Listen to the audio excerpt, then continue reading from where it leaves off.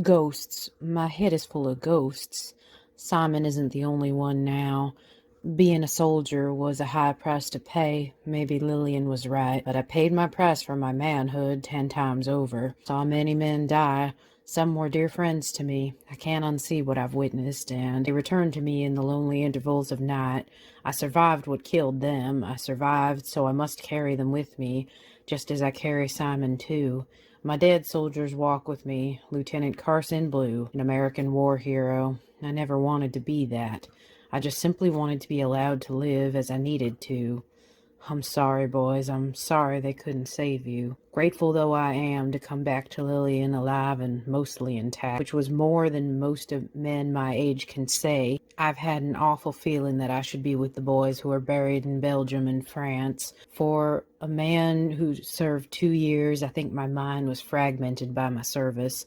I return to the trenches in my dreams and scare Lillian when I cry out at night. She sleeps beside me and tries to comfort me, but to what end? No one prepared her for this. How do you love the broken shell of the man you promised eternity to love and cherish? It was difficult enough that we weren't a typical couple. I couldn't give her children like most men did their women. I wondered if that bothered her or if she truly didn't mind. We never really discussed the lack of children in our lives. Now the war offered the perfect excuse. It was coming out, as a bit of a scandal, that many of the soldiers who served in World War I were being found impotent due to their terrible injuries. Outwardly I didn't look damaged, but I was on the inside. Lillian loved me anyway. She proved herself patient beyond any expectation I would have had for her. She quietly led me around the Paris streets with a gentle but firm grip on my arm. She had my medals pinned to my uniform, which I still wore, despite the military deciding to retire me. One of their mental exams, shell shock, they said, more to Lillian than me. Carson, I can't be mad at you. You did everything you thought you had to. I'm sorry if I ever pushed you to serve. Like I told you when we ran away from school together. You've always been exactly what I wanted you to be. You were always enough for me, she cried then, and I stopped, unsure what I could say to make her feel better. My heart was hollow, an aching chamber full of my dead. That wasn't fair to Lillian, for there was hardly any room for her anymore, and she was the reason I had done everything since I turned 17. I was risking my life every day just to be with her, and she knew it. I spent my adolescence pining after her and my adulthood devotedly in love with her. That devotion I never cheated on her while stationed in France. I had plenty of opportunity to do so. I was often told I was a handsome lad, and many of the French women made money charming soldiers flirted with me. But I was no fool. I couldn't trust these women to keep my secret. If I slept with any of them, they could easily betray me and have me kicked out of the army if they chose to do so. I knew my duty was too important. Didn't want to be humiliated and stripped of my honors, thus also humiliating Lillian. I thought of Lillian often, praying for the war to end soon so that I could rush back into her arms. Yes, of course, a man has needs, but when he has to weigh that against his safety and his integrity, in my case it wasn't worth the risk. My men thought me a strange little Puritan, and I would dance at the soldiers' dances and drink a little with my boys, but I wouldn't engage with any of the women around us. Your wife must be something special, Lieutenant Blue. I can't imagine going without for months like you must have. You aren't a married man. You'd see things differently if you were, I replied easily. Still, the boys were impressed with me, mistaking me for a wise old sage, though I was hardly older than most of them. Women liked me, they saw that, so they wanted to know my secret. Handsome little devil is what I had been called by the French women, though I had no intention of making good on any of those flirtations aimed at me. I remembered Lillian at home and ached for her instead. She came to France to surprise me after armistice. Her letter came in to tell me to meet her in Paris instead of going back to the States as I originally planned to. Lieutenant Blue, we have a letter from your wife here. A boy came through the trench, handing out the mail to us. Lillian secured rooms for us in Paris. She was tutoring 3 daughters of a merchant's family in English. Since the merchant made money in trade during the war, he'd still pay her, and he paid her well. Ours were these quiet third-floor rooms, airy and hadn't been affected by the shelling and attacks in the city earlier in the war. She came over to help me settle since she feared from my letters that all wasn't well. Alfie's death was sitting on me the heaviest of all deaths I've ever known. He shouldn't have even been put into service since I was already in service, but because I volunteered before America officially entered the war, my participation in the war did not save Alfie from service. That and our last names were different. He was still a bishop, while I was now a blue. But still, he was the last son of Mama's issue and never should have been sent to the trenches. Simon died as a small boy. Even though Mama couldn't count me as such, I was her other living son, now the only one. She didn't want to count me as a son, and must have told the census man that I was either dead or properly married off, as a grown daughter should be. Dottie and I were now Mama's only living children. Uselessly, I spent much of my days following the war in bed. Lillian attended to me whenever I wasn't needed at her employer's. I looked out my window and felt helpless to do much but lay there in a troubled silence. At night she took stock of my body. I had scrapes and bruises and the gunshot wound that almost cost me everything if I had been less fortunate. In late 1917, I had the misfortune to be caught in a crossfire. A German soldier shot me through my shoulder. One of my other men took him down, but I knew from where I'd been hit it would require a doctor or a nurse's hand. And as soon as they went to go heal my shoulder, they would see that I had been binding my chest when they went to fix my wound. The shot went through the bandages I used to bind. The blood slowly began to eke out of my uniform. My boys were loyal to the last. They picked me up and carried me to the nearest ambulance. I was driven by a young British black woman. I'd seen her carrying on with some of the other women at the dance. This girl might be my saving grace, I realized then, my hope rising high upon recognizing her. Okay, I thought to see her as she rushed out of her ambulance. She's a sister of mine. I saw echoes of her masculine air in myself. If anyone would understand and keep my secret, it would be a woman like her. She can easily imagine why I'm risking my life like this. I think she'll understand that a big motivator for me was so I could marry Lillian and love her more openly. Boys, load him in the truck. I'll drive you all down to the hospital, she said, her eyes snapping in nervousness. She was trying to guess how bad off I was. They loaded me in and sat by me, which half hurt me. They cared very much about me, I knew. We had all bonded deeply over what we had suffered together in the trenches. The other companies were jealous that mine ran so tightly knit, undeniably a brotherhood. I didn't want to hurt my men or betray them, in case their opinions of me vastly changed. The truth seemed determined to destroy this career I built for myself, constantly gnawing within me. "Wait, miss," I called out. "St. John, but you can call me Reese. I want to save you the trip. Can you fix my injury here?" She seemed as shocked as my man. "Lieutenant Blue, that's crazy talk. You need to see a doctor." "No, I don't, boys. Reese has some medical training. She can take the bullet out, and I'll be just fine." "Are you sure, Lieutenant Blue?" "Yes, I am. But another thing, I need to ask Reese something, but I want to talk to her alone," I said, trying to keep my voice even. I didn't want to seem desperate. I tried to play it as nonchalant as possible. My two men looked at each other unsure, but Reese told them, "Wait outside, boys. I'll see what the lieutenant wants. It should only take a few moments." They did go when I urged them to, hoping they wouldn't dwell on it too long. "Reese, I need your help." "I imagine so, Lieutenant Blue. What do you want me to do?" "I want you to fix the wound so I can go back to the trenches with my boys. I do not want to go to the hospital." "I might not be able to fix it. I'm not a doctor or a nurse. But can you try?" I urged her. "Is something else wrong, Lieutenant Blue?" I was quiet for a moment, and then I opened my pocket watch. A photo of Lillian was in there. I showed her to Reese, who blinked. "Wow, she's beautiful." "That's my wife, and for her sake I can't go to that hospital. We lose everything if I go there. The doctors and nurses will see automatically. When they go to treat my shoulder, they're all going to see that I'm binding my chest." "You're a woman, Lieutenant Blue?" Reese whispered then, and suddenly struck by several emotions at once. "Born female? Yes, I was. See why I can't go to that hospital. If I do, I lose everything. And so does this fine lady. Lillian doesn't deserve that. She's been a good wife to me all this time. Surely you understand that, don't you, Reese?" I do. I'm sorry, Lieutenant Blue. I'll try to help you, but I need to see the wound. If it's too deep, you'll have to go to the hospital. If it's more surface level, I can treat it for you. Hope it's a minor flesh wound, then.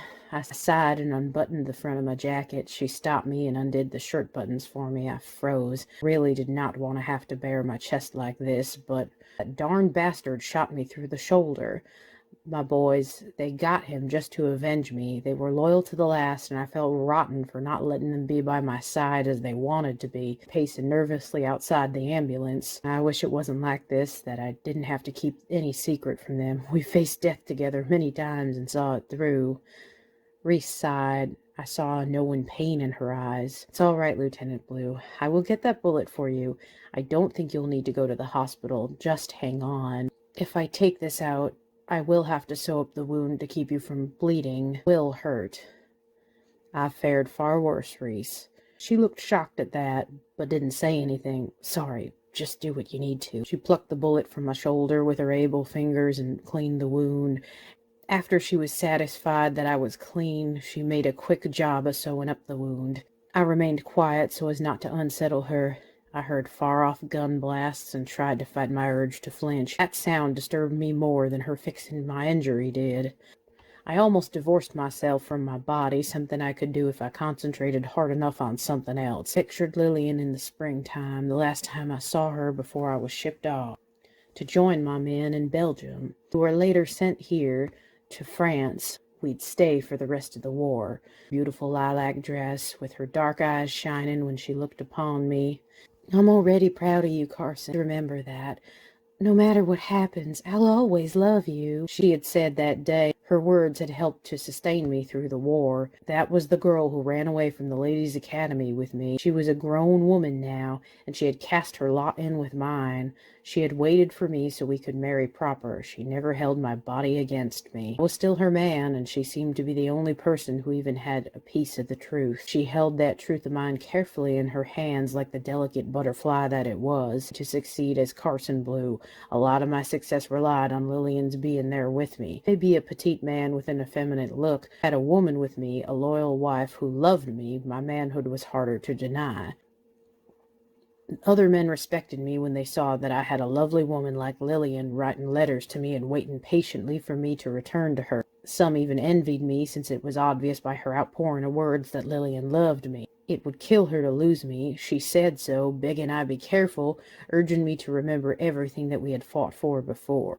Oh, sweetheart, you're my reason for going on. I wouldn't dare do anything without considering what it would do to you. In the trenches, sometimes thinking on my connection with Lillian. Though we were an ocean apart, I felt her sadness and apprehension as the news of daily death tolls and injuries were rising. She feared my name would end up on that list. If I was injured too severely, they would take me to a hospital and my condition would be revealed.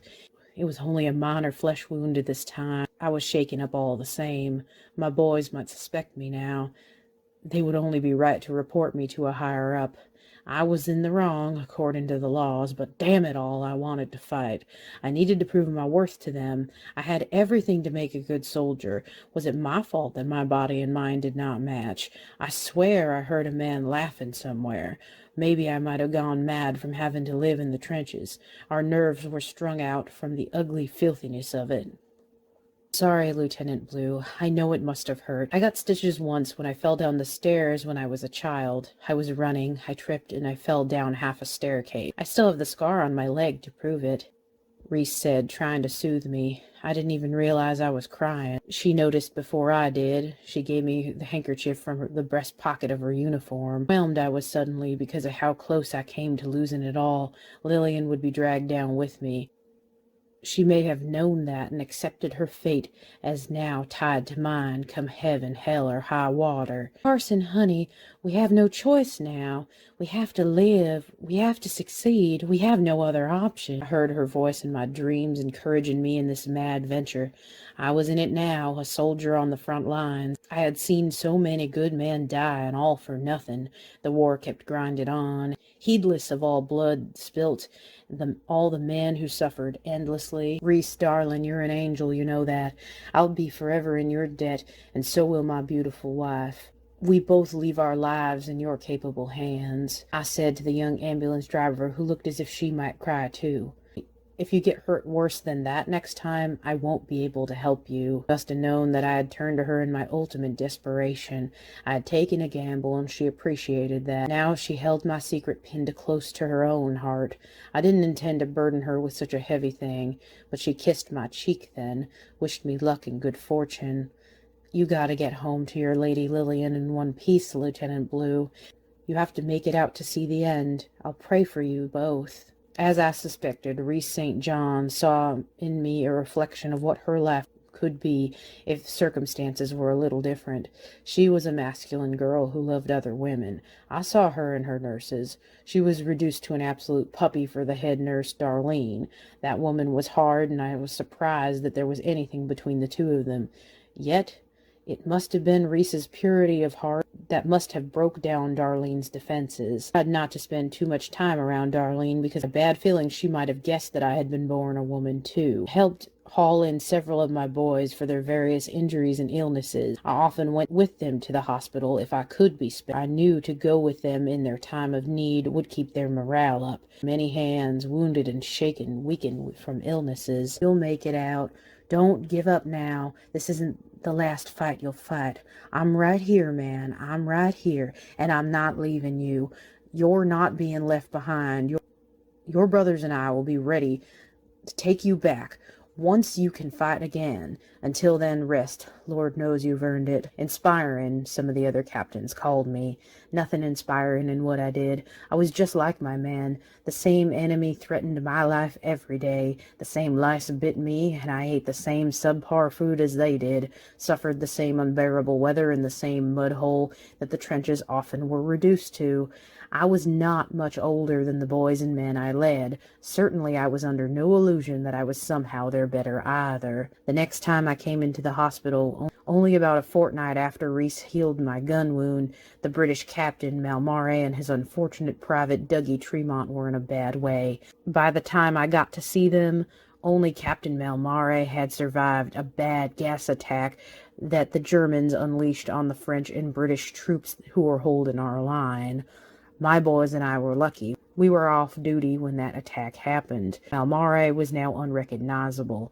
Though I had no personal love for him, I pitied him from man to man. His burns were ghastly, only half his face was unaffected. The rest lay under the gauze, damaged beyond repair. The war marked him forever after. "Come to gloat, have you, Lieutenant Blue? If we hadn't traded shifts, it'd be you and your boys in my men's place.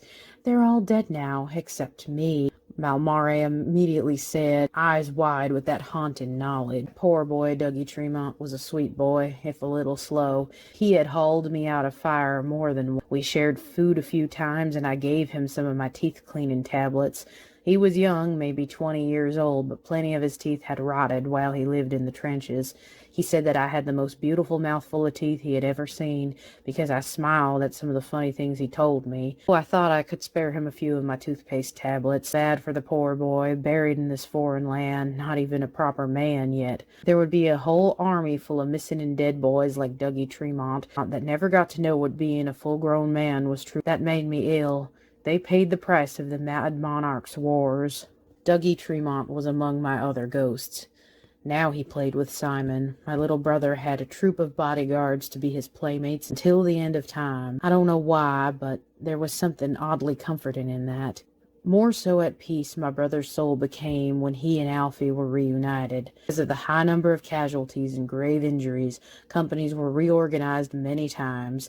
My men and I were reclaimed by the American Army when the American military came ashore in 1917 to aid the Allies. It was then when I met Alfie once again and became his commanding officer. We were silently horrified by this reunion, staring at each other. I was being introduced to all my new men, and my brother, whom I hadn't seen since we were both teenagers, was staring back at me. "Lieutenant Carson Blue, this is Private Alfred Bishop." My commanding officer reintroduced my brother to me. I shook Alfie's hand, as I had all the other men. I had to act as if we were strangers, because to act otherwise would put unneeded attention on both of us. Alfie looked aghast when when I stepped up to take his hand. I think he realized that his long-lost older sibling was standing before him, decorated in a serviceman's uniform. Shoulder. A great tall man Alfie had turned out to be. Alfie approached me when I went outside for air. He was careful to see that no one had followed him. He was unusually lucky because I was rarely alone. My men liked to accompany me nearly everywhere. My popularity with them was known among my officers. You cannot be serious right now. Is that you? Are we related, or am I crazy? He checked his own emotions, likely realizing that it would be bad for both of us if he started yelling at me using my former name. Carrie Ann was no man's name. That much was certain. It's me, Alfie. Everything Mama feared has come to pass. I'm a soldier. Have been for several years now. What, y'all didn't believe my letters? I've been serving in the Army since 1912. I came over here in 1916. It's been almost a year now, actually. I affirmed my brother's suspicions. God, Carson, you're crazy. How the hell have you managed all this time? You shouldn't be here. You'll get yourself killed, or worse. Not much is worse than dead, Alfie. Trust me, I've seen dead. Ain't pretty. Damn it, Carson, are you trying to prove something? What in the hell are you doing here? What every other man is doing here, Alfie. My duty. You're impossible. And Lillian, is she supporting you in this madness? She don't have a choice, Alfie. I was in the Army when the war broke out. I volunteered to come over here and help lead the American volunteers.